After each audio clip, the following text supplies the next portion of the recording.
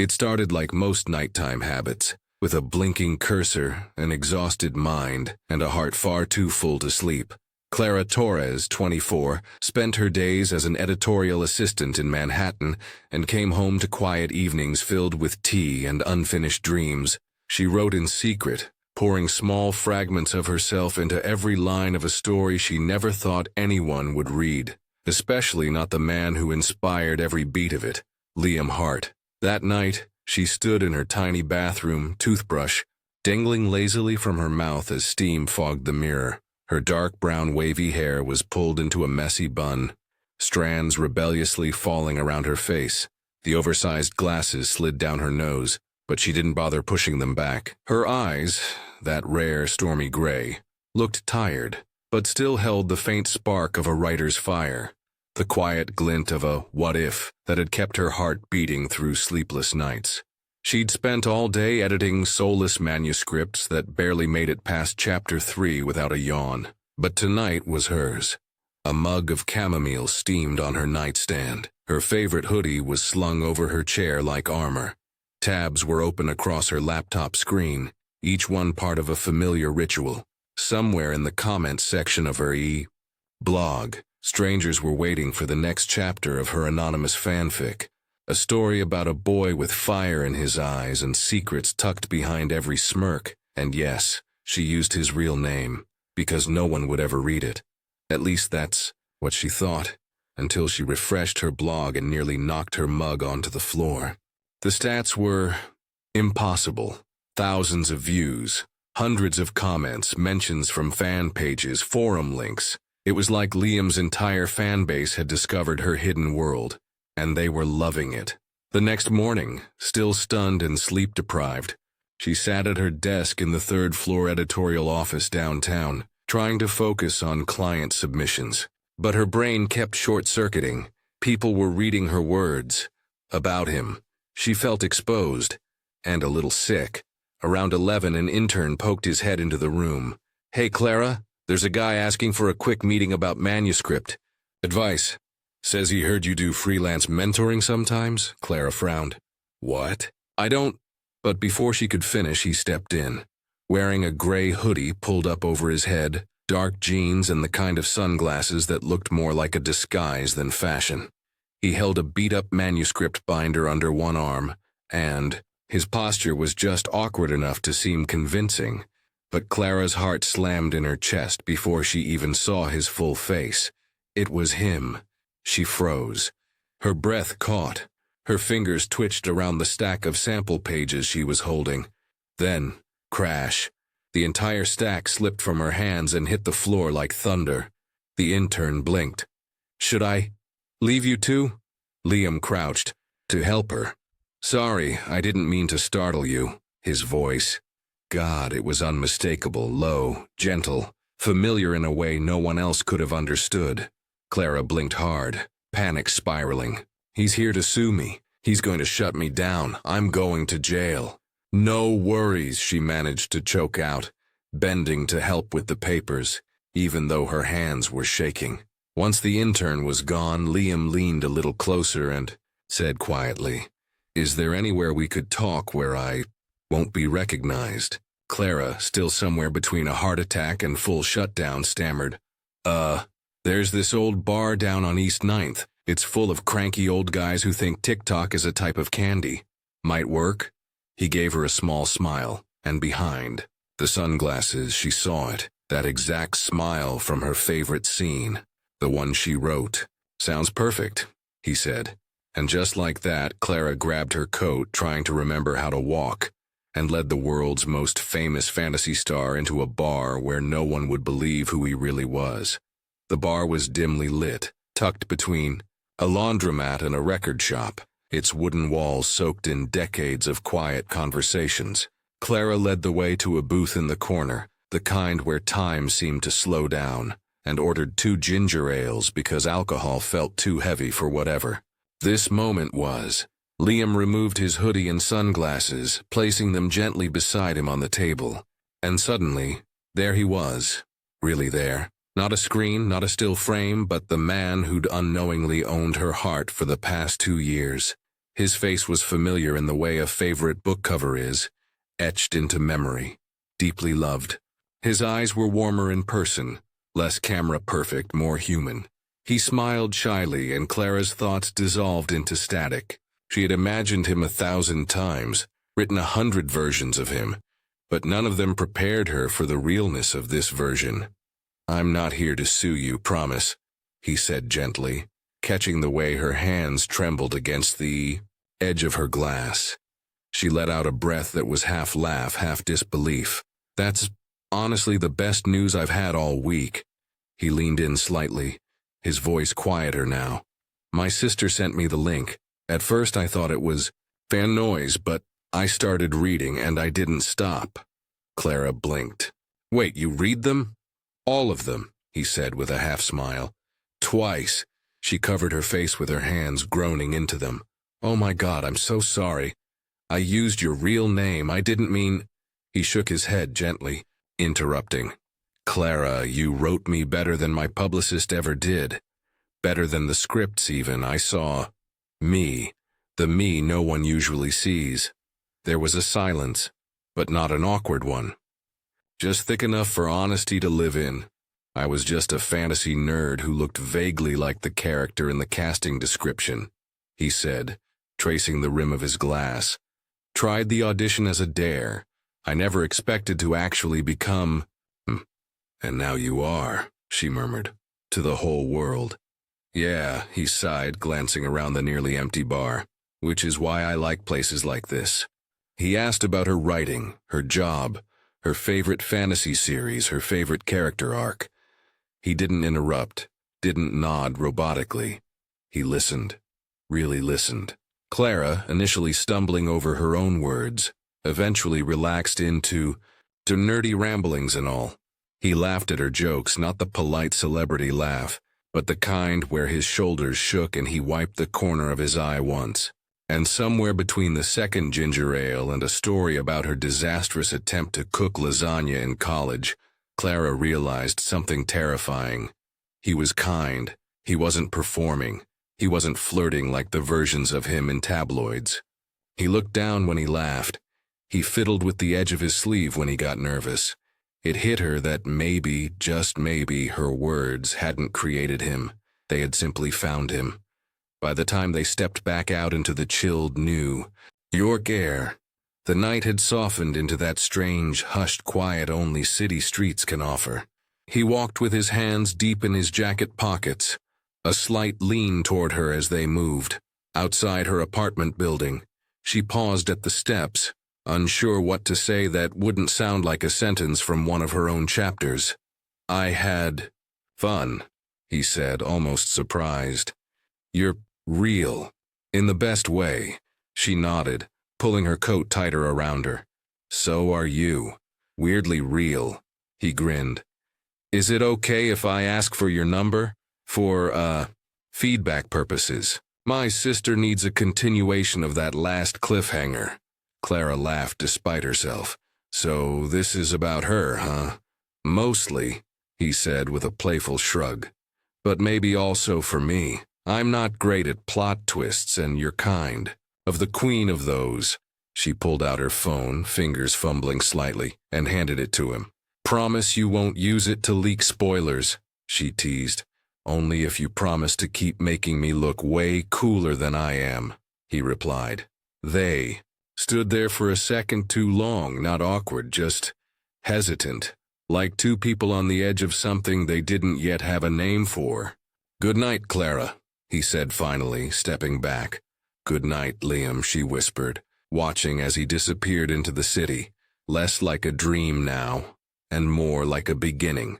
It started with one more coffee, then two, then suddenly, Clara found herself sneaking out of her building wearing a scarf too big for her neck and sunglasses too wide for her face. Liam had a talent for finding the coziest, most forgotten cafes in Manhattan, places where the baristas only cared about beans, not headlines. They talked for hours, never running out of things to say, always orbiting around the absurd idea that this was real. Liam told her about fan events where he had to smile for hours straight, how he memorized people's names even when his brain screamed for quiet. Clara listened, eyes wide, absorbing every detail like she was taking notes for a story she hadn't written yet. Sometimes they'd sit on a park bench, sharing a cinnamon roll from a paper bag, watching people walk their dogs as the leaves turned from green to fire-colored. He kept his hoodie up and head low, but he never once looked embarrassed to be with her. That mattered more than she could admit out loud. She would go home those nights, curl up with her laptop, and open the draft folder labeled Private. The cursor blinked patiently.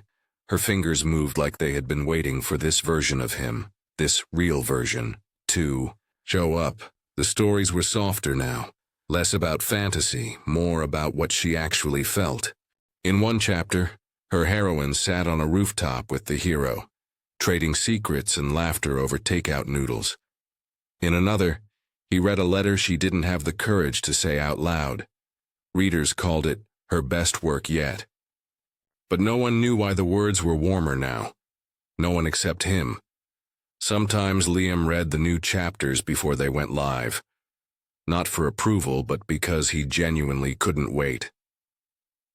"This part," he said one night, pointing at a line on her screen. "This is how it really felt when you laughed at my terrible bagel joke." She blushed so hard she had to hide behind her laptop. They laughed more than they should have, like when he tried to cook spaghetti for her and forgot to remove the plastic wrap from the sauce, or when she tripped over a stair in Central Park and pulled him down with her, both of them wheezing with laughter on the ground as people walked past, unbothered. There was a safety in their little bubble, built from shared jokes and stolen hours. They weren't just Clara and Liam. They were Clara and a boy who liked second-hand bookstores, who hummed while reading, who wiped mustard off her chin without thinking twice. That version wasn't on magazine covers. Once, walking through a narrow street in Chinatown, he grabbed her hand instinctively as a cyclist swerved too close. She froze, staring at their intertwined fingers. He looked down, too. "Sorry," he murmured. "Habit." She shook her head, heart pounding. "No, it's okay." He'd pick her up with a beat-up rental car, sunglasses always on, baseball cap tilted too low to be cool. "This is how I disguise myself," he whispered. "I call it the unpaid intern aesthetic." She giggled and offered to print him a fake ID with the name Larry Bookman. In one cafe, the owner mistook them for a married couple on their honeymoon. Liam didn't correct her. Clara did, after laughing way too hard and nearly knocking over her tea. "We're, just friends," she said, her cheeks blazing. "He's allergic to commitment. And almonds." But each time he looked at her across the table, something shifted. He wasn't acting. He wasn't being charming. He was just present, as if she were the only person in the room who didn't want something from him, only to understand him. She started to get scared of how easy it felt, of how many times she checked her phone waiting for his message, of how often she reread his texts, searching for subtext. But when she asked herself if it was real, really real, she couldn't deny it. Not anymore. At night, her dreams stopped being about made-up worlds. She stopped writing other love stories. She started writing theirs. Her followers didn't know it, but the chapters weren't fiction anymore. They were memory in disguise. He never pressured her for anything more. Just smiled, showed up, listened. Once she thanked him for not being weird about her blog. He shrugged. "You wrote me with more honesty than anyone ever has. That's not weird. That's rare." Clara started noticing his absence when a day went by without a message. She never said it aloud, but the silence felt heavy, like pages missing from a book. Until he'd send a photo of a dog in a sweater, or a street sign that reminded him of a scene she wrote, and the world clicked back into place. One evening while sitting in her apartment, she looked at her notes folder and realized she hadn't written about Liam in days. She was writing to him. In stories he would read. In memories they shared. In jokes only they would get. That night, as the city buzzed quietly outside her window, she clicked publish on a new chapter titled The Boy Who Was Real. She didn't know if it was perfect, but it was true. And maybe, just maybe, that was enough. And maybe, just maybe, that was enough. The doorbell rang. Clara blinked at the screen for a moment, still lost in the quiet after publishing.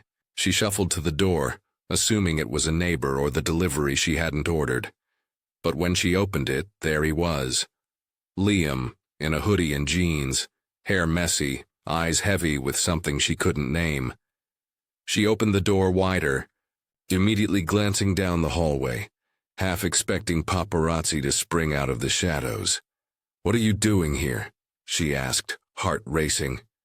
He stepped inside like he belonged there, like he always had. "I needed to see you before I disappear again."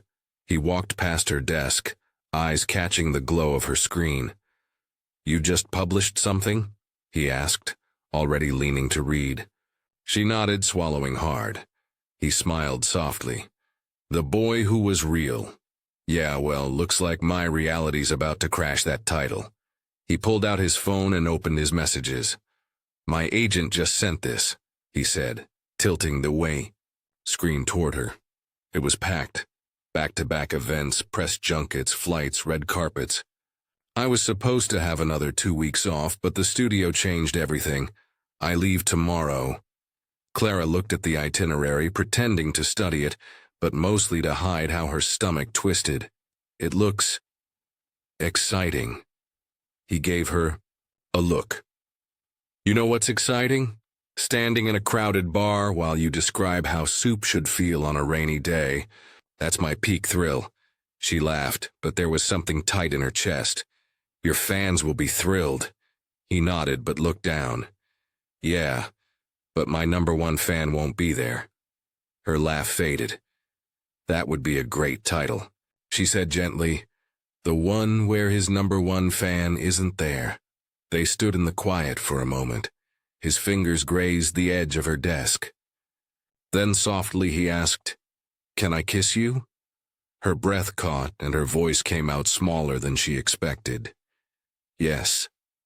He stepped closer, hesitant like he was still asking permission. And when their lips finally met, it was a whisper at first. Gentle, exploratory, like a sentence with no punctuation. Then it deepened, not rushed, but with that quiet certainty that some stories are meant to unfold slowly. Clara's knees wobbled, and her fingers found the edge of his jacket, grounding her. It was the kind of kiss that made her forget how to breathe, the kind that rewrote every romantic paragraph she'd ever drafted. He pulled back slightly, as if checking if she was okay. She was more than okay. His thumb brushed her cheek. "I didn't know it could feel like that," he said. She smiled shyly. "Neither did I. I've written it 100 ways, but that—" She paused, still catching her breath. "That wasn't fiction." Their foreheads touched, and they both laughed, suddenly bashful. She led him to the couch, and he followed. Like he'd follow her anywhere. They sat close, knees brushing, fingers grazing, but the air between them wasn't hurried. It was slow burning. It was real. He looked at her, voice quieter now. "You ever think you might have set the bar too high? I mean, how am I supposed to live up to your chapters?" She giggled, eyes twinkling. "I've always wondered if I'd live up to my own scenes, too." He leaned closer, brushing hair from her face. "Let's find out," he whispered. "I'll give you honest feedback." She swatted his arm playfully, then kissed him again. And this time the kiss didn't ask, it remembered. They didn't rush. Everything about that night felt like a chapter they both wanted to linger in. His hands were warm, hesitant, always asking without words. Her breath hitched when he touched her shoulder, her side, the curve of her back. And all she could think, See, this is what it feels like to write with skin. The playlist they'd made played softly in the background, each song marking a memory. It was their soundtrack now, one they didn't have to imagine. The glow from her screen still shone, casting gentle light on them as they learned each other like lines from a page. When they finally rested, arms tangled, cheeks flushed, heartbeats in sync, Clara stared at the ceiling, stunned. Not by what happened, but by how natural it felt. Like every word she'd written had been leading here. "Is this okay?"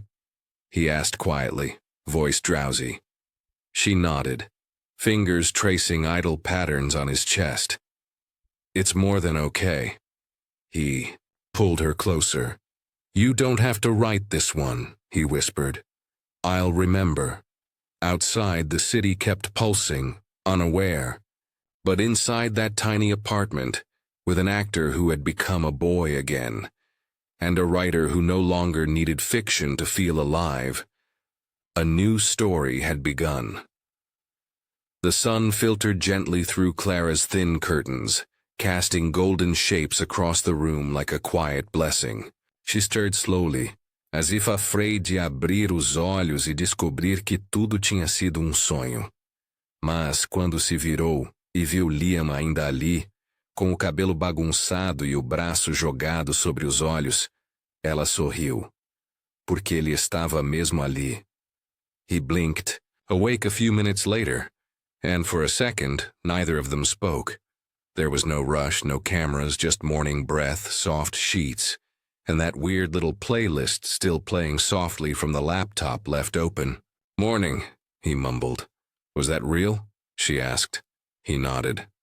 "More than I thought I deserved." They shared coffee in chipped mugs, sitting cross-legged on the floor as if it were a Sunday morning from a movie. He read a line she'd scribbled in her notebook and raised an eyebrow. "You write even before caffeine?" She laughed. "My brain doesn't believe in breaks." He grinned. "Mine doesn't believe in boundaries." But as the clock ticked closer to noon, the Isai mood shifted. Liam stood in front of the bathroom mirror, adjusting his hair and changing back into his signature hoodie and glasses. "They're sending a car at 1, he said, voice careful. "I have to be in LA by tomorrow night." Clara nodded, a little too quickly. She helped him zip up his duffel, and when his fingers brushed hers, he looked at her like he wanted to pause time. "You okay?" he asked. She shrugged. "Just trying not to be dramatic." He smiled. "I like your dramatic. You're very efficient about it." She rolled her eyes, but her smile didn't reach the corners. At the door, he turned before leaving. "Send me chapters or texts or pictures of your tea. I don't care what it is, just don't disappear." She hesitated, then stepped forward and hugged him, tight, like she wanted to memorize how he felt. "Same goes for you. Don't go all celebrity on me." He gave her one last kiss, soft, slow, like punctuation at the end of a perfect paragraph. "Chapter 12's gonna be insane," he whispered, and she laughed against his lips. Then he was gone, the hallway echoing with silence where his laugh used to be. She stood there for a full minute before finally closing the door. That afternoon, Clara tried to work, but her thoughts kept drifting. Her cursor blinked on a blank document while her inbox piled up. She answered a few emails, edited a page and a half, and gave up. Instead, she opened her messages with Liam, where he'd just sent a selfie with a croissant and the caption, "Is this lunch enough?" She grinned. His texts kept coming throughout the day, updates from airport lounges, backstage sneak peeks, even a video of a makeup artist trying to cover his eye bags. They talked like always, but it felt different now. Before, the messages were fantasy. Now they were reminders of something real, something skin close. Every night she expected to hear the knock on her door, a new disguise, a fresh story. But now it was just the wind and the hum of the city. She'd finish writing and look toward the window, half hoping to see him in the street light glow. But the bench outside stayed empty. She told herself she was fine. She wasn't fine. She wasn't miserable either. It was just quieter. She started to write more, not fanfics this time, but short stories. Pieces that had his rhythm, his voice, the laugh he tried to hide in public. She still updated the blog once a week, though, for him, for her, for the space where they lived between fiction and memory. At work, her co-workers noticed she smiled. Or one of the interns said she seemed less editorial, more human. She took it as a compliment.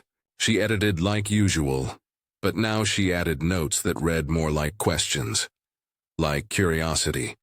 She wasn't chasing perfection anymore. She was chasing feeling. One night, after a long day, she stepped into the bodega near her apartment, and the cashier raised an eyebrow. "No guy with sunglasses tonight?" Clara blinked. "What?" He shrugged. "That weird dude who always pretends he's not famous. He buys licorice and stands outside waiting for someone." Her heart skipped. "He used to," she said softly, "but not tonight." The cashier looked confused. "Tell him next time. He still owes me $5. He said he'd pay when the chapter ended." Clara smiled at that, because of course, he'd say something like that. The texts continued. Sometimes they FaceTimed in the middle of the night, whispering as if the walls were listening. Sometimes they sent each other dumb memes or played Spotify battles. Sometimes it was just good. Morning and still tired. Still she waited for the moment he'd say, "I'm back," and one night he did, not in person but in a message. "Finished in Berlin, LA next, but I miss you like hell. Chapter 14? She replied, "Chapter 14 is about long-distance plot holes. Want to help me fix 'em?" He replied with a heart. And for now, that was enough. Clara was the last to leave the building that evening, the city buzzing around her like static. She pulled her coat tighter and started heading toward the subway, until she saw him. Leaning casually against a black car, hood up, hands in his pockets. Liam. Here, in New York. She froze mid-step, then blinked hard, thinking maybe her brain had conjured him out of loneliness. But then he smiled, slow and certain. "Surprise," he said, as if he hadn't just shattered every law of space and time. "You should be going to Tokyo," she blurted. He shrugged. "Change of plans." "I lied," he admitted, stepping closer. "I told my team my sister needed help with something urgent." Clara's eyes widened. "Why would you do that?" His voice softened. "Because I needed to see you. I needed 3 days." Her heart stuttered, breath catching somewhere. Between thrill and panic, "My sisters agreed to stay offline and ghost the world," he added. "She said she owes me one, and that I should use this time wisely." Clara stared at him. "So, you faked an emergency to sneak back here for a secret weekend together?" He smiled. "Basically. Still worth it?" She couldn't stop the grin that crept across her face. "You're insane," she whispered. "A little," he admitted. "But in my defense, I missed you." She tried not to melt. "Let me get my laptop. I'm emailing my boss for 3 days of working from home." Liam held out his hand. "Come on, let's disappear." They drove with the windows cracked, the cool spring air tangling her hair. The road hummed beneath them, music low on the radio. Liam kept glancing sideways at her like he couldn't believe she was real. Clara, meanwhile, gripped her phone tightly, afraid this might all vanish if she blinked too long. The beach house was hours outside the city, tucked between pine trees and sea cliffs. When they arrived, the sky was streaked with lavender and gold. "Welcome to the hiding place," Liam said, opening the door to reveal a cozy living room in the scent of cedar and salt air. "I love it," she breathed. They kicked off their shoes and made instant noodles while laughing about how romantic getaways weren't always glamorous. "You could have taken me to Paris," she teased. "I would have," he said, nudging her shoulder. "But the paparazzi live there too. I'd rather have cheap noodles and peace." That night, they sat on the deck watching the moon paint silver trails on the waves. Liam pulled a blanket over them both and rested his chin lightly on her head. "I kept seeing you everywhere," he whispered.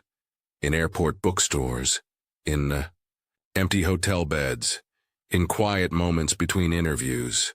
Clara didn't say anything, just took his hand and held it, like she could ground him there for a little while. "Do you always lie to your manager for romantic getaways?" she asked after a beat. Liam chuckled. "Only when the girl I miss lives in a city that never sleeps." The next morning, Clara woke to the sound of the ocean and the soft rhythm of fingers typing.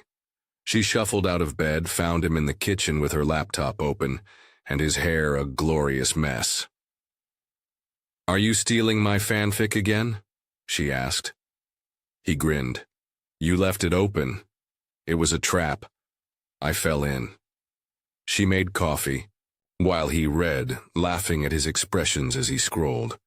"This one," he said, pointing to a line. "You actually made me sound humble. Impressive fiction." She swatted his arm. "Be quiet. You loved it." "Maybe," he said, kissing her temple. "But I love the writer more." They spent the rest of the day walking on the beach, taking ridiculous selfies and debating whether dolphins could be legally classified as emotionally manipulative. "They smile too much," Clara insisted. "It's suspicious." Liam laughed so hard he nearly dropped his phone into the sand. That evening, they danced barefoot on the wooden floors of the beach house, spinning slowly to music from her phone. Clara couldn't remember the last time she let herself feel this light. Liam held her close and whispered, "This is my favorite version of you, soft and brilliant and totally unbothered." "You don't know all my versions," she replied, eyes locked on his. "Then let's fix that," he said, pulling her in again. They kissed like the world wouldn't notice, like time had folded neatly around them, pressing pause on everything else, and maybe for now that was enough. After dinner they shared the hammock on the back porch, limbs tangled, the night air sweet with the scent of sea salt. "Promise me something," she whispered. "If this ends, let's not lie about what it was." Liam looked at her like he was memorizing the moment. "It won't end." Clara didn't answer. Instead, she closed her eyes and whispered, "Okay." Because maybe love wasn't about certainty. Maybe it was about choosing each other in small moments, again and again, even when everything else felt too big. Liam pressed a kiss to her forehead. "Good night, writer girl." The second day began with pancakes and a competition to see who could flip theirs higher. He won. Barely. They stayed in pajamas most of the day, reading chapters of her favorite fantasy series out loud. With dramatic voices and all, Liam gave the dragon a terrible British accent. She loved it. They took a walk before dinner, and he asked about her childhood. She told him about growing up in Queens, her parents' bookstore, how she used to sneak romance novels between her school books. "I guess I've always been looking for stories," she said, "even when I didn't know how they'd end." Liam looked at her then, eyes steady. "And what about this one?" Clara looked away, heart thudding. "This one's, still being written." He didn't push, just reached for her hand. They walked back in silence, but the good kind. The kind that feels like a page turning, not the end of a chapter. That night, they fell asleep holding hands, the window cracked open to the sound of waves. Clara dreamed of typewriters and train. stations and a boy with messy hair and a pen behind his ear. And when she woke up, the first thing she saw was him, already looking at her like she was the plot twist. Clara had just finished braiding her damp hair when the door creaked open and a girl with the same crooked smile as Liam popped her head. You must be the fan fiction genius," the girl said, grinning. "Mind if I fangirl for a second?" Clara blinked, still holding her hair tie. "Wait, you're his sister?" Liam appeared behind her, sheepish. "She threatened to fly here on her own if I didn't let her meet you." The girl barged in, iPad in hand, and shoved it toward Clara. "Please sign this. Right here on the back. Just your name. I want—" "To brag forever," Clara laughed. "Are you serious?" "Dead serious." They spent the afternoon down by the water, collecting shells, skipping rocks, and trading stories like they were childhood friends. Liam stayed behind on the porch, watching them through his camera lens as if afraid he might blink and they'd both vanish. He didn't interrupt once, not even to joke. Clara and the girl, Mila, eventually wandered farther down the shoreline, their shoes dangling from their fingers. Mila kicked at the sand and said, "He's different with you, you know. Lighter. Not trying so hard to be whatever they want him to be. I like this version of my brother." Clara hesitated, unsure what to say. Mila glanced at her, serious now. "He gives too much to the world. All those roles. The travel, the smiling for 100 cameras a day. Sometimes I think he forgets what his own voice sounds like." Clara looked out to sea. "I don't think he forgets. Just mutes it." They sat on a rock near the tide and watched the waves roll in. Mila nudged her. "Promise me something?" Clara turned to her. "Don't let him forget who he is when he's with you. Don't become just another thing he has to say goodbye to." Clara nodded slowly. "We live in different stories, Mila." That night, they dragged out an old karaoke machine from a dusty closet. Clara refused to sing at first, hiding her face behind a pillow. But after Liam serenaded her with an off-key boy band hit, she couldn't stop laughing. She picked the next song and sang with her whole heart, off-pitch and radiant. They played board games on the floor, laughing like kids, swearing over lost pieces and arguing over whether Liam had cheated in Scrabble. Mila fell asleep on the couch mid-monologue, and Liam gently covered her with a blanket, brushing hair from her eyes with a tenderness that made Clara ache. Later on the porch, Liam held Clara close under the stars. "These were the best 3 days of my life," he whispered. "I know," she said. "Mine too." He kissed the crown of her head. "It shouldn't take lies and fake emergencies to get to you." "Next time," she whispered, "don't ask. Just come." The next morning was quiet, heavy with that soft ache that follows joy. They packed in silence, their fingers brushing occasionally, stealing glances like their bodies already knew this would hurt. Liam loaded the car, his expression unreadable. Mila slept in the back seat, hugging a pillow Clara had given her, on. The drive back, they didn't talk much. Clara rested her head on the window, watching trees blur by. Liam reached across the console, took her hand, and squeezed once. She didn't pull away. They didn't need to say it yet. They both knew goodbye was waiting on the next block. At her building, he parked and walked her to the door. She stood on the stoop, suddenly unsure how to exist in a world without 3-day weekends by the sea. Liam touched her cheek gently. "Don't write me off just yet," he said, voice low. "I'll be back. On some random Wednesday, when it's cold." Clara smiled even though her throat was tight. "Why a Wednesday?" He shrugged. "Because nobody expects magic on a Wednesday." She laughed, biting her bottom lip. "You'll freeze out here. Then I'll knock until you let me in." "I always do," she whispered. "I always would." He leaned in, not for a kiss this time, but to press his forehead gently against hers. Take care of yourself, writer girl. You too, Fame. Boy, he chuckled, that's terrible. Then write a better nickname, she challenged, her voice breaking. He grinned. Challenge accepted. He turned and walked away, each step pulling the air from her lungs. She didn't go inside until the car disappeared down the street. When she did, the apartment felt both too empty and too full. His laughter still echoed in the walls. His scent lingered in the sweater she hadn't realized he left behind. Clara pulled it on and opened her laptop, not to write, but to reread. She scrolled through her blog, now brimming with new subscribers and eager comments. She found the chapter from the night he'd shown up at her door, the one he said felt too close to real. She clicked edit and added 2 new lines. He said he would return on a cold Wednesday, so I left the porch light on, just in case. Outside, the sky darkened. The city moved around her, uncaring, alive.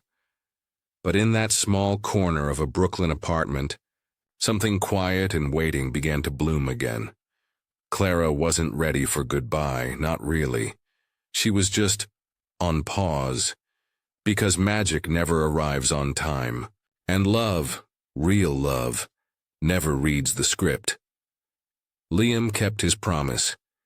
He came back twice a month, sometimes more. Disguised in hoodies, ball caps, and that signature grin, he knocked on her door with takeout in one hand and kisses in the other.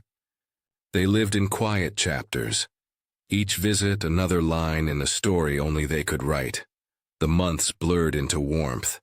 Rainy Saturdays making pancakes in pajamas, midnight strolls in Central Park, whispered confessions beneath her comforter.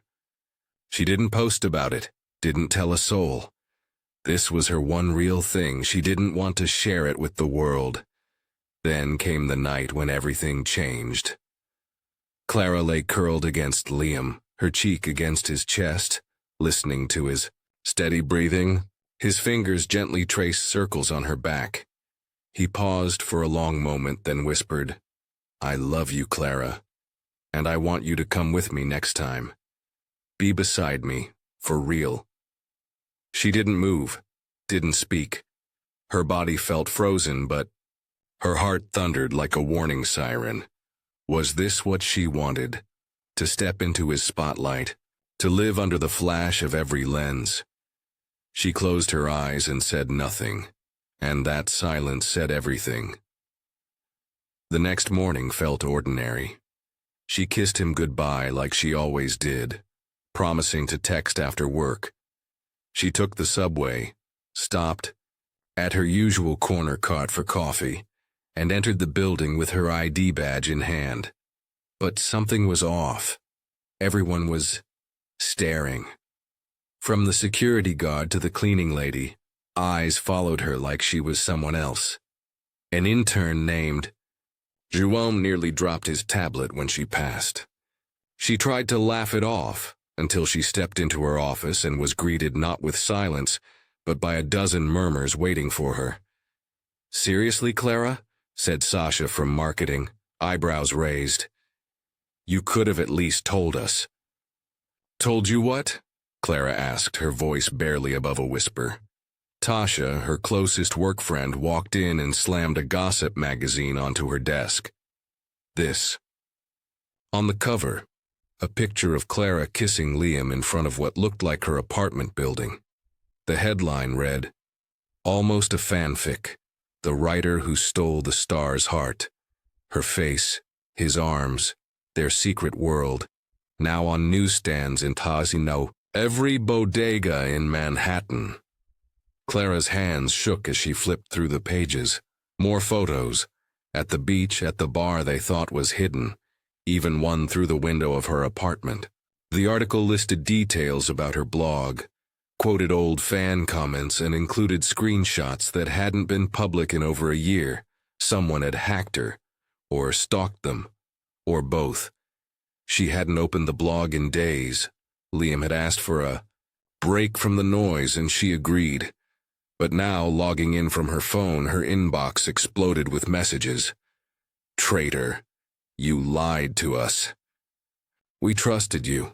You're disgusting. That last one had 300 likes. Her chest tightened, vision blurring. Her ears rang. Somewhere, someone was still talking to her, but it felt like they were underwater. Then, the final blow. Her boss entered, arms crossed. A year, Clara? A year of hiding this, and you never once thought to leverage it? I wasn't, she stammered, but the words stuck in her throat. He stepped closer. This company built you. You could have pitched something exclusive, made us all look smart. Instead, we find out through a tabloid. He shook his head. I'm so disappointed. Her lungs locked. A cold sweat broke across her spine. I'm not feeling well, she whispered. Her hand darted for her bag. I need to go. Someone tried to stop her, but she was already down the hallway, barely seeing the elevator buttons as she slammed her palm against the panel. The doors opened. Flashes burst like lightning. Paparazzi, reporters, dozens of them swarmed the building's entrance, shouting her name, holding up microphones, snapping photos. Clara, is it true? Are you engaged? How long has this been going on? She pushed through the crowd, heart racing, ignoring every word. A taxi screeched up to the curb, somehow summoned by fate. She dove in and slammed the door. Drive. Just go anywhere. The driver glanced at the chaos and nodded, pulling away without a word. Her apartment wasn't safe either. Fans had found the building. Reporters were stationed by the front door, holding up photos, gifts, questions. One woman even waved a copy of her fanfic printout. We believed in your words, she yelled. Why did you lie to us? Clara stared out the window of the taxi, trying not to cry, but tears came anyway. Everything she'd built, piece by piece in silence and safety, was now cracked wide open.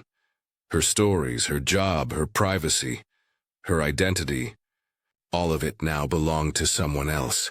She whispered to herself, as if trying to wake from a nightmare. I didn't lie. I didn't lie to anyone. But in the court of public opinion, no one cared about nuance. Clara didn't go home. She couldn't. Her apartment had become a battlefield. Paparazzi on the sidewalk, fans turned critics outside her door. So she took refuge in a hotel, the kind with blackout curtains, thick walls, and a mini fridge she'd never open. She collapsed onto the bed in her hoodie and jeans, pulling the comforter over her head as if it could shield her from the internet, the cameras, the betrayal of going viral. Her chest ached with each breath. Her ears rang. She couldn't stop. Shaking, her phone buzzed again. Liam. She didn't want to look, but her fingers betrayed her. The message read, I just landed. My agent didn't tell me until I got on the damn plane. I'm so sorry, I'm coming back. Please, Clara, please just wait. Another ping. Then another. I didn't know, I swear. I would have done anything to stop this. I'll get the next flight back. Please don't shut me out. Clara stared at the screen, her vision blurred with tears. She typed slowly, hands trembling. Please, I just need time to think. 3 dots pulsed on the screen. Then, Clara, don't do this. I didn't lie, not once. You saw me, the real me. Please, don't erase that. Her heart cracked, but her will hardened. She opened his contact, hit block, and then silence swallowed everything. The moment she did it, she regretted. But she couldn't undo it now. Not without reopening the door to a world that had already gutted her. She opened her blog. The once safe haven. The comment section was a minefield. Hundreds, no thousands, of strangers hurling words like bricks. You betrayed us. You lied to your readers. You used us to get close to him. Each line was a dagger. Even the kind comments, rare as they were, felt like salt. We believed in you. Your stories used to feel real. She curled into herself on the hotel bed. The screen's glow lit her hollow eyes. Her breath hitched. She sobbed into the silence. Hours passed. She couldn't remember when she last ate, or when she last slept, but she remembered every line she'd ever written, and how it now felt poisoned. Liam was the only person who ever saw through her defenses, and now she had built a new wall, one he couldn't climb. A wall made of shame, fear, and guilt. She whispered aloud, to no one, I ruined it. No cameras. Now, no fans. Just Clara and her regrets, and a blog full of broken chapters. Still live, still breathing without her. Her hands hovered over the delete button, but something in her refused. The stories were flawed, but they were hers, and she wasn't ready to let them die. Instead, she closed the lid of her laptop, rolled to her side, and cried herself to sleep. As outside, the world kept spinning faster than ever. For nearly 2 months, Clara Torres lived in a kind of quiet exile. She declined calls, skipped emails, and watched her savings slowly shrink as she kept the blinds closed and the world at bay. Her apartment became both her refuge and her prison, a space too silent for someone who once filled her nights with stories and daydreams. The kettle became her only companion, whistling to remind her she was still human. She had officially quit her job at the publishing house. No dramatic farewell, just a short email thanking them for the opportunity and a quiet trip to empty her desk at night. She felt like a ghost walking through her own career, erasing herself from the pages before anyone else could. Maybe disappearing was the only thing she had any control over now. Occasionally, she would scroll past headlines with her name attached, but she never clicked. What more could they say that hadn't already shredded her heart? She stopped counting. The messages from friends, co-workers, even strangers who weren't sure if they should support or distance themselves. The world didn't know what to do with a woman who loved too quietly and got caught too loudly. It was a Tuesday afternoon when someone knocked on her door. She nearly ignored it, assuming it was another delivery she hadn't ordered, or a reporter, testing their luck. But something, maybe curiosity, maybe instinct, pulled her from the couch. When she opened it, Mila stood there holding a coffee and wearing a hesitant smile. Clara didn't speak. Mila just lifted the cup and asked, "Can I come in?" The simplicity of it melted something in her. She stepped aside without a word, and the two sat in the living room like awkward friends trying to pretend the last 3 months hadn't fractured the earth beneath them. Clara wrapped her hands around the warm cup and finally let herself breathe. And then she spoke. She told Mila everything. The guilt, the shame, the weight of going viral for simply falling in love. She cried without stopping, her words tumbling over each other, trying to make sense of what couldn't be explained. Mila listened, never interrupting, just letting Clara unravel everything she'd held inside.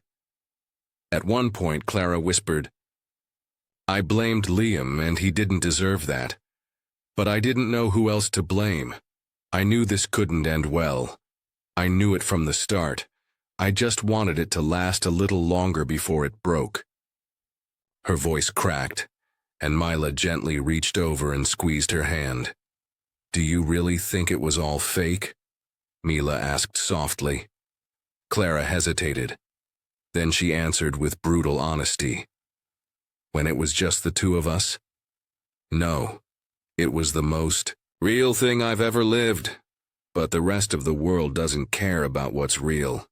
They care about spectacle, about stories they can tear apart." Mila's eyes glistened with something that looked like pride, not pity. "You two weren't a story. You are one. And stories like that don't just vanish because the wrong people found the wrong chapter. If you let them write the ending for you, that's on you, not them. Her voice was calm but firm, like only a sister could manage. Before she left, Mila looked around and smiled. You've already survived the worst of it. Everyone already knows. They've posted, screamed, judged, and guess what? You're still here. You're famous now, Clara.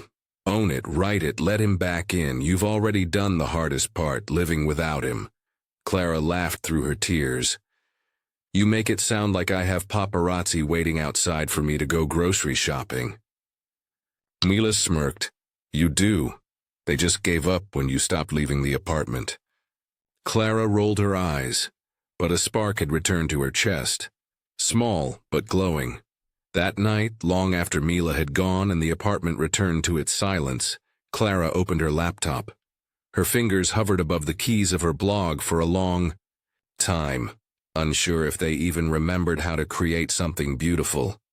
And then she saw it, buried in a sea of comments on her last post. The username stood out immediately. Reader 1. Her heart froze as she clicked. The comment was simple, playful, and so him. Are you really going to leave your #1 fan hanging without a final chapter? Thousands of likes, hundreds of replies. Her breath caught in her throat. She reread it 5 times, then scrolled through the thread. Some fans were laughing, others begging her to come back, and a few, just a few, had shifted sides. Girl, if Liam Hart was into me, I'd be giving interviews in sequins and smiling for the camera with a signed book in hand. Clara blinked, unsure whether to laugh or cry. Another said, Let the woman live. She wrote what we all wanted. To live, she just actually did. There were still angry voices, but they no longer drowned out the rest. For the first time, she saw a middle ground. A place where maybe, just maybe, her story could stand on its own. She leaned back in her chair, pulling the hoodie tighter around her shoulders. She didn't reply, not yet, but she didn't delete the blog either. That had to count for something. Maybe that was the first step toward forgiveness, not from others, from herself.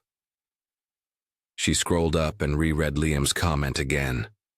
The screen glowed in the dark like a tiny lighthouse. For a moment she closed her eyes and pictured him, the real him. Not the celebrity, not the character, not even the version she wrote. Just Liam standing beside her at that old bar, asking her for a quiet place. She smiled, softly, finally, and whispered, Maybe I still owe him a chapter. The offer came unexpectedly, an email from a major publishing house she had once dreamed of working for. They praised her eye for narrative, her voice, and her ability to connect emotionally with a generation desensitized by too much content. No one mentioned Liam directly, but the timing made it clear. They knew exactly who she was, and oddly enough, they wanted her because of it. Clara hesitated for a full week before accepting. Not because the offer wasn't good, but because she wasn't sure she could step back into the world as herself.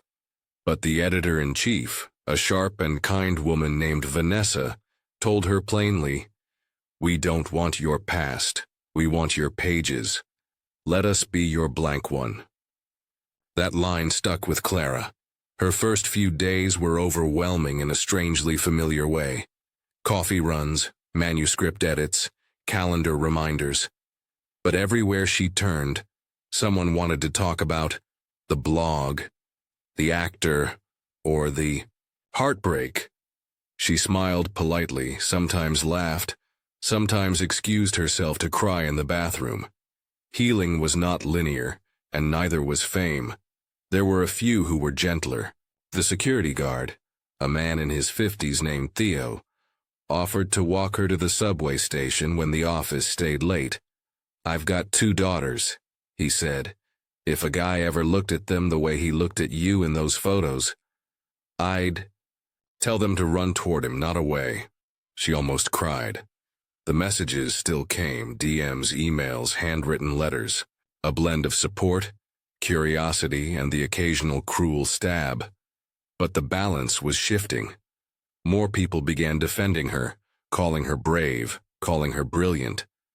Some fans even wrote fanfics of her now, portraying Clara as a heroine torn between privacy and passion. That month, news hit the web like a meteor. Liam Hart would be a guest of honor at Infinityverse Con, a massive pop culture event hosted in Manhattan. He was doing a panel, a fan signing, and a live reading of something very personal. The whole internet lit up. Clara tried not to look, but her fingers betrayed her.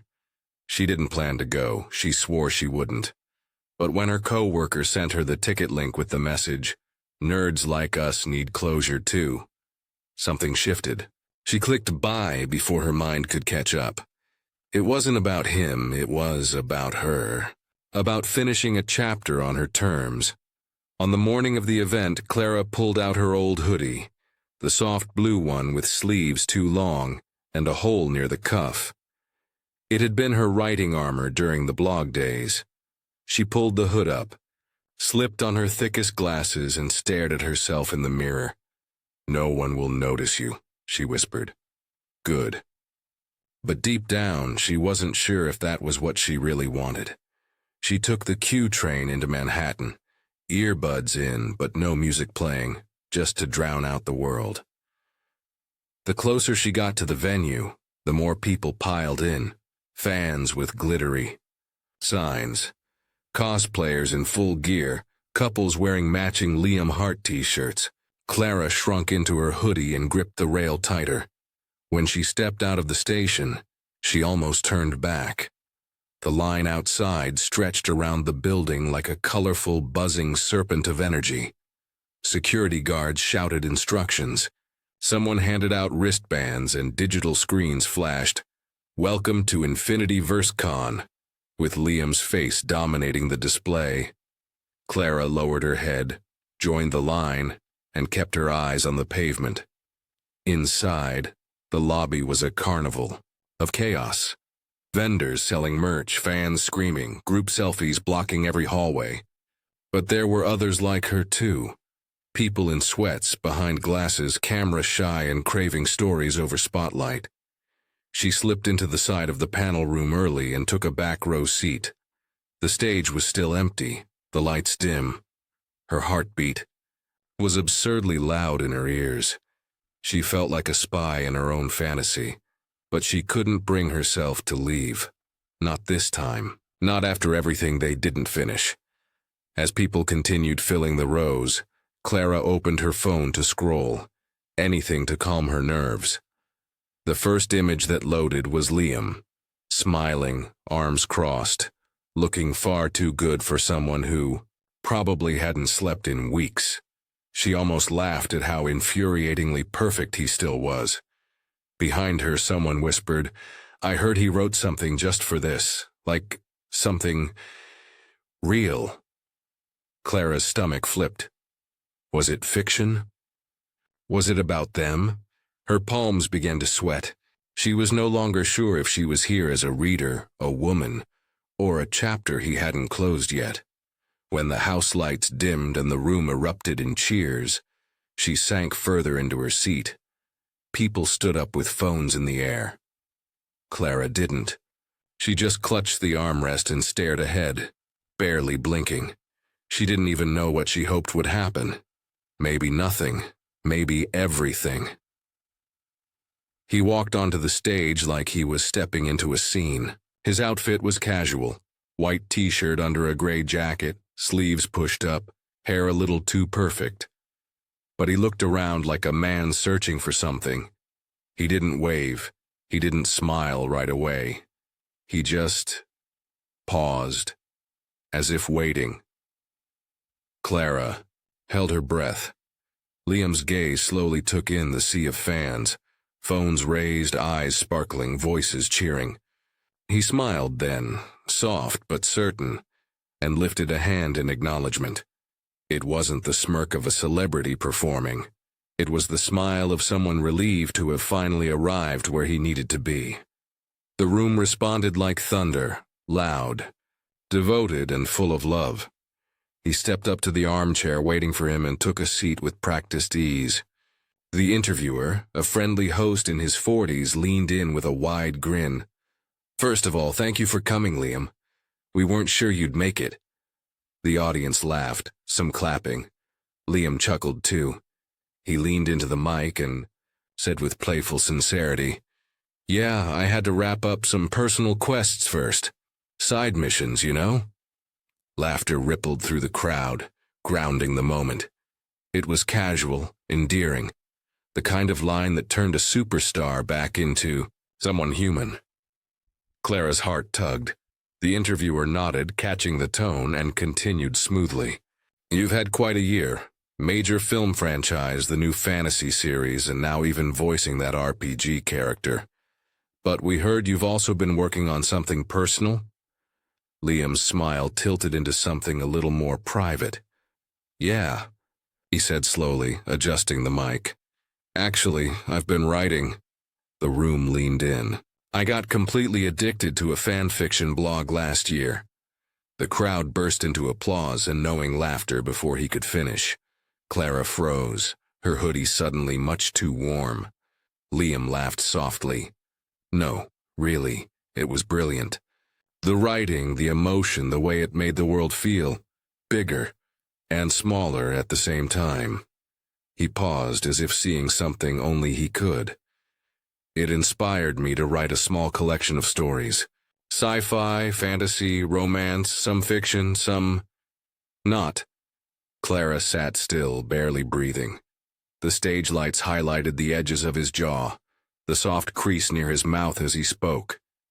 He wasn't looking at anyone in particular, but she felt it like a secret message written between his words.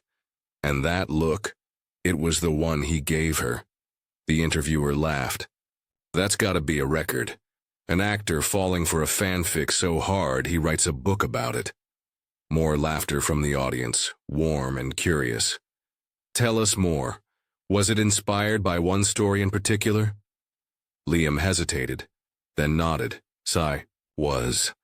I'm not going to name it because that author deserves her privacy." His voice softened on the last word.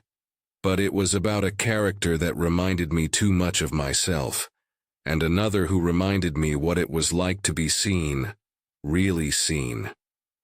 Clara gripped her seat. The interviewer leaned forward, intrigued. "You brought a few copies for the con, right? They sold out in, 4 minutes?" Liam smiled again, a little sheepishly. "Yeah, I underestimated the nerds. Lesson learned." The crowd roared with applause and pride. "Are you planning to release more?" the host asked. "A second volume." Liam shrugged slightly. "If the story continues, I will. But that depends on someone else now." He glanced out toward the crowd, eyes sweeping the room. "And whether they want to write that next chapter with me." The applause shifted. Less explosive now, more emotional, as if everyone collectively exhaled. Somewhere in the middle of it all, Clara sat with her hood up and her hands shaking, her pulse louder than the cheers. Was this his way of speaking to her? The interviewer cleared his throat and shifted the conversation again. "So, any chance we'll get a signing today?" Liam smiled and held up a stack of raffle tickets. "I've only got time for 50. But I promise I'll come back soon just for that. And maybe for other reasons too." Everyone laughed again, the sound rising like a warm wave across the room. Clara blinked rapidly, trying to piece together everything. A book? A collection? Of short stories? Had he been writing while she was falling apart? Had he been waiting? She pulled out her phone and searched frantically for the title. Nothing. No cover image, no author listed. Just limited copies available at Infinity Verse Con. It wasn't even listed under his name. Anonymous. Maybe for legal reasons. Maybe for her. Around her, the crowd began to buzz again as the raffle tickets were drawn. Names shouted, people gasping. Clara stayed seated, unnoticed. Her name wouldn't be called. She hadn't entered. She wasn't here for a book, or maybe she was. Her heart beat in her throat. Should she leave now, before he noticed her? Before this delicate moment shattered and became real again? But her feet wouldn't move. She was frozen, caught between the fiction she once wrote and the reality he just offered. Clara stood, her knees barely supporting her, and quietly exited the hall before the end of the session. She didn't want to wait for the drawing, didn't want to test the universe anymore. Outside, the crisp air of the convention center kissed her flushed cheeks as she wandered aimlessly through the stalls and booths. But her feet had their own agenda, and somehow she found herself walking toward the cordoned-off area where fans lined up for autographs. She didn't want to meet him, not really. She just wanted to see him, see if the version of him in her mind still matched the real. Just one last look to confirm if her heart had made everything up. From a distance behind the crowd and security, she could almost pretend she was just another fan again. Security was thick, people buzzing with excitement, holding onto their wristbands and books. Liam walked out from a hallway behind the curtain, escorted by more staff than she could count. He was smiling, waving, stopping here and there to sign something, to pose for a selfie. He looked so real, too real. And then it happened. Their eyes met. She didn't expect him to notice. Not with the lights, the chaos, the cameras flashing from every direction. She was just a girl in a hoodie, half shadowed by the crowd. But Liam stopped walking, his entire body freezing mid-wave, his expression faltering into something raw and human. He didn't ask for permission. He didn't wait for logic. He just moved, cutting across his own security detail like a man possessed, marching toward her like a hero in a final battle scene. People began to murmur, noticing the change in his direction, the way he broke formation. Clara tried to speak, but the words dissolved before they left her lips. "Hi, Liam," was all she managed to say, but he didn't let her finish. He kissed her. Right there, in the middle of the convention chaos, in the center of 1,000 phones raised and gasps echoing around them. His hands cupped her face like he was terrified she'd vanish again. And for a moment she couldn't breathe. And then she kissed him back. It wasn't polished or rehearsed. It was messy, real, and desperate, full of longing and fear and questions that didn't need answers. He pulled back just enough to look at her. His eyes searched every corner of her soul. Then he reached up and pulled her hood down, gently removed her glasses. "I love you, you know," he whispered, not caring who heard. "I love you, I love you, I love you. Please let me love you." Tears streamed down her face, mixing with laughter and disbelief. She didn't know what part to believe more, the dream she had lived or the reality she had tried to run from. "I love you too," she whispered, her voice trembling. "I'm sorry I ever doubted it." He apologized too, for being gone, for not protecting her, for not shouting louder when she needed him most. He said he would rewrite every chapter of his life with her if she'd let him. "We'll write this together," he promised, "even if it means fighting everyone else to keep the pen." She nodded, still crying, still holding on to him like he was the first breath after drowning. The crowd around them exploded in cheers, in shock, in flashes of light and camera shutters. But none of it mattered, not now. She wasn't the girl who hid behind a blog anymore. She wasn't just the girl who dreamed in fanfics. She had lived it. The heartbreak, the silence, the chaos, the fire. And she chose this story. Chose him, the real him, not the actor, not the fantasy. but the flawed, quiet, brave boy who walked across a battlefield of fans just to find her. As the crowd buzzed, Liam leaned in close, his forehead touching hers. So, plot twist? She laughed through tears, the best kind. And as they walked hand in hand through the swirling noise, Clara whispered to herself the words she once wrote, but never truly believed until now. This wasn't based on a fanfic. The fanfic was based on something I never dared to think could be real. But it is, and this time no one's writing the ending but us.